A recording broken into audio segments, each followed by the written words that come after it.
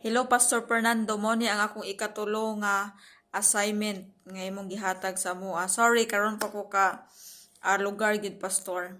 Pastor, ang imong question, maghatag og tulo ka importante sa Biblia base sa nabasa sa Last Day Events, Great Controversy, and Desire of Ages. Pastor, sa ako ang personal testimony, no, sa ako ang ah, pagbasa sa Desire of Ages, sa The Great Controversy o sa Last Day Events. Abi nimo, Pastor, ang tulog yun ka-importante sa Biblia, Pastor. Ang ako agyud ang una is Bible is a gift to us. Ang ikaduha, Bible is to know the evil and good. Ug ang ikatulo, ang ikatulo nga importante is Holy Spirit nga mao'y mag-guide nato. Mao gi pinaka-importante sa tulo.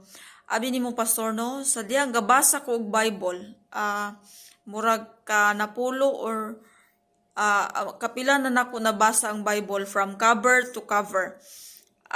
Before nag-start ko og basa sa writings ni Ellen G. White, Pastor, wala pa man ginako nahurutanan og basa ang sinulat ni Ellen G. White. Kanang abi nimo, Pastor, no, before ko gabasa sa writings ni Ellen G. White, ampo ko sa Ginoo nga, Lord, before ko mabasa sa writings ni Ellen G. White, gusto na ko nga masabtan una nako ang Bible, ay ako mo transfer sa pagtuon sa sinulat ni Ellen G. White. Gusto na ko nga mo-focus sa ako sa Biblia, mga usa, duha, tulo, or kaupat na ko gibasa gid nako og balik-balik ang Bible, Pastor. Gabasa ko at the same time ga-audio Bible ko, ga-overtime ko og basa sa Bible. Kaya akong gusto nga mahuman gid nako og basa ang Biblia, ay ko magbasa sa sinulat ni Ellen G. White. Abi bitaw nimo, Pastor, gasi ko basa og Biblia, wala pa ko basa og writings ni Ellen G. White, no. Dagang kay question nga kana bitawng niabot sa akong hunahuna, nganong nainani, nganong nainana, nganong nainani. Dagan kay ko question mo nang sige na ko balik ko na bilang mo kaupat na ko na balik, ay gid ko nag-start og basa sa The Great Controversy. Then after sa The Great Controversy, gabasa po dayon ko og kanang Desire of Ages. Ang Desire of Ages karon wala pa gid nako siya naman, apa ko sa ika-65 ka chapter. Then ang Last Day Events gasugod pa po ko og basa.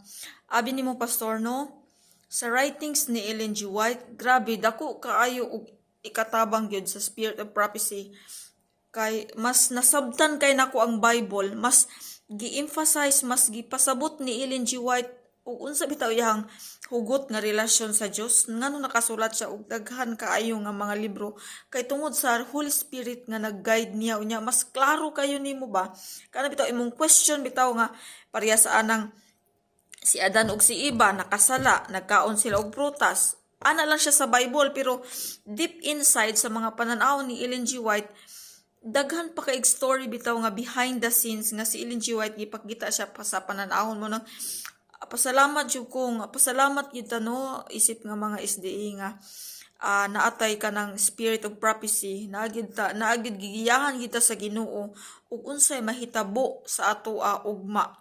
Ang Bible, yes, kompleto naman ang Bible, pero kanang kana bitaw makita pud bitaw nimo unsa ka inspired si Ellen G. White nganong nasulat niya na nga mga libro tungod sa iyang hugot kay nga relasyon pud sa Dios, just like Jesus. Si Jesus Christ kanang nagmalampuson siya tungod ra pud sa iyang relasyon sa Dios. Mo nakita gid, no, kinahanglan gid nato nga kana bitaw pray gid kanunay sa Holy Spirit nga mao gyud mag-dictate nato, mao gyud maggiya nato sa tanan natong buhaton, kay without the Holy Spirit, Pastor, wala gid ta, di gid ta makabalo og unsay dautan ug unsay maayo. Ug naagod nato ang Holy Spirit, no, kana bitaw dili din ta mo kuan din ba mo patol, or dili din ta mo dasmag. Natay kana bitaw tay kanang control, self control ba nga ops kani sayop ni. kani okay ni, or kani sayop ni, or kani okay ni, or kung confused pagid ka, imo yung iampo sa Ginoo. Lord, tabangi ko nga malamdagan ko. Abi bitaw nimo pastor no, miracle gid kayo ang pulong sa Ginoo nga ug malibog ka imong iampo, automatic ang Ginoo gyud mo guide gyud nimo, muhayag sa imong dalan, mo tin-aw sa imong mga hunahuna once nga nakakonect ka sa Ginoo. Ug pastor, ang imong ikaduha nga pangutana, paano managumpay si Jesus laban kay Satanas? Si Jesus Christ gyud nag-success gyud siya dito sa katong last na niya nga paglansang sa cross. Dayon si Jesus Christ gyud kato bitaw na siya sa wilderness nga 3 times siya gi-attempt ni Satanas nga ang una pakaunon siya ang bato himuon niyang tinapay, din ang ikaduha ikuan siya dito sa kanang pangpang, ihagbong siya dito sa pangpang, then ang ikatulo mo tong ang gingharian unsay kuan diri sa kalibutan ihatag ni Satanas kang Jesus Christ. Pero si Jesus Christ wala gid siya natintal sa mga kuan ni Satanas, na successful gid si Jesus Christ sa mga kuan ni Satanas, bitag ni Satanas tungod gyud sa iyang relasyon, tungod gyud sa iyang relasyon dito sa iyang amahan. O ang ikatulo pastor, paano managumpay ang pananampalataya sa huling kapanahonan? Unsaon nato pag barog sa last day nga mga panahon, no? Abi bitaw nimo pastor karon bitaw, no? Kana bitaw gasigi kog basa sa Spirit of Prophecy. Gibati ko kahadlok pastor nga naa na kita sa kana bitawng last day na gid ba? Naa na kita karon sa kuan kay grabe abi bitaw nimo pastor sa Facebook, sa YouTube, sa social media. Kabalo ka sa mga reports, sa mga kanang mga videos, mga ngilngig na kaayo. Kuan na kay hadlok bitaw kaayo niya. Mga tao pod karon imong mensahian bitaw sa pulong sa Ginoo, mahimo kang katawanan, mahimo kang bitawng kanang nonsense na kay wala na kay sila bili bitaw magmensahe ka sa Ginoo, murag wala na sila kapamati, murag kanang mas interesado pa sila dito sa mga games, sa mga negosyo, sa pagkaon.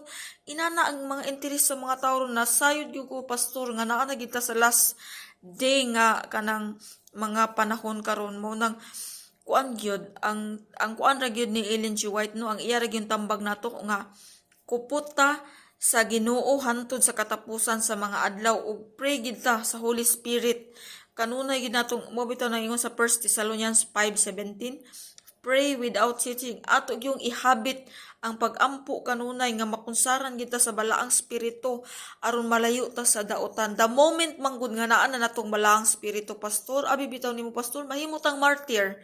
Kana bitaw sa una nga istoryahan lang kag dili maayo sa imong isig ka tawo, musukol pud ka. Pero karon bitaw nga kana bitaw mo pray ka sa Ginoo nga Lord, tabangi ko nga dili ko makapasakit sa akong isig ka tawo. Tabangi ko Lord nga mahimo kong blessing sa usag ka tawo. Mahimo kang martyr. Oo, bisan bitaw balikason ka, bisan bitaw og kanang tamak-tamakan na ka, bisan pagpasanginlan ka, dili ka mag-care. Nasayod ka sa imuhang kaugalingon ug nasayod ang Dios sa imong kaugalingon kung unsa ka nga pagkatawo. Kay ang salvation, ang atong salvation gyud, atong relasyon sa Dios individual gyud ug unsa nato kasuod ang Dios, mo nang si Jesus Christ gyud, no. Pasalamat gyud ko sa Bible kay sa una pastor, no, akong ginikanan gatuo nga SDA akong ginikanan, pero dili gyud sila ingon inana bitaw kadasig. Kanang isday lang sila, musimba sila ganahan og dili. Pero abi bitaw nimo sa ako ang pagsigi bitaw basa og Bible pastor, kana bitaw gihabit na ko sa kong kaugalingon ba nga Lord, tabangi ko Lord nga mahimo kong epektibo sa imong buhat. Lord, tabangi ko nga mahimo kong blessing sa uban. Kani bitaw maduol ta sa Ginoo pastor, no, dili taga sige ampo para sa tong kaugalingon, gaampo ta para sa uban bitaw nga kung unsa akong mga igsoon pastor personally. Anang nako igsuon ako nga bautismohan na sila, pero dili nako makita sa ilaha ang kadasigon bitaw kainiton sa pag mensahe sa pulong sa Dios, pag serbisyo sa Dios. Munang kana bitaw pastor, dili naman lang puta mo judge, pero ato na lang silang i-pray nga abi bitaw nimo pastor tungang gabi usay ga pray ko sa Ginoo, gaampo ko, gahila ko sa Ginoo nga Lord, ug unsa bitaw nga kahayag nga naa nako karon. Lord, i-share makita pud unta sa ako ang mga igsuon sa akong mga parenti nga naa sa ako ang imong kahayag Ginoo nga muhayag pud sa ila ha. Ang ako lang pastor no kay di man sila usay maminaw sa ako ang mga tambag nila about sa Ginoo. Kuan na lang kita pastor, barug na lang kita. Dahil ipakita gid nato nila nga unsa ta kadasigon, unsa kainit ang atong pagrelasyon sa Dios.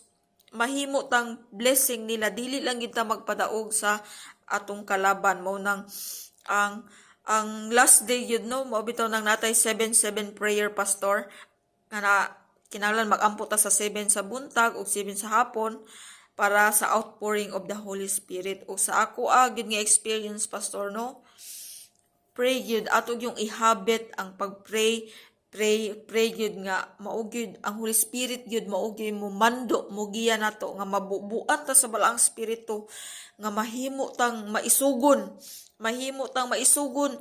dili maisugon nga hambugira, maisugon ta sa pagmensahe sa pulong sa Dios ug mahimo tang panalangin sa uban nga naa ta sa karon sa last nga panahon. Kinahanglan gyud nga mas i-double pa nato ang ato ang pag suod sa Dios kay usagid na ang ato ang relasyon sa Dios nga si Jesus Christ nagmalampuson siya tungod ra gyud sa iyang relasyon sa Dios. Ug ang Bible gyud pastor mao gyud one way gyud nga makapaduol nato sa Dios. Abi bitaw nimo pastor, murag 7 years or pila na 10 years na siguro ko gasigi gabasa-basa og Bible. Karon pa nako na bati bitaw nako nga lami kaayo isigi paminaw og Bible. Nakoy audio Bible bisan usay katulog ko pastor. Nakoy Bisaya nga audio nya, nakoy drama nga English. Matulga na lang nako ang Bible. Usahay bitaw iko presko man kay bisag sige na ko balik-balik bitaw usahay sa usa ka adlaw akong gikuan akong kaugaling nga kinahanglan usa ka adlaw mahuman ako ang usa ka chapter sa Old Testament. Unya sa gabi ipod mahuman pud nako ang New Testament. Gidisiplina ginako kong kaugalingon pastor nya. Gaampo gid ko sa Ginoo nga Lord tabangi ko Lord nga mahimo kong panalangin sa uban ug tabangi ko Ginoo nga maduol ako diha kanimo nga diin ako usab mahimong blessing sa uban. Og pastor, thank you kaayo sa tanan and may the Lord bless you and thank you. God bless you pastor. Million thanks sa pagtudlo nimo namo pastor. Daghan kay mig nadawat nimo nga na kutlo nga mga mensahe sa Dios. Langit nun nga mensahe. God bless you pastor.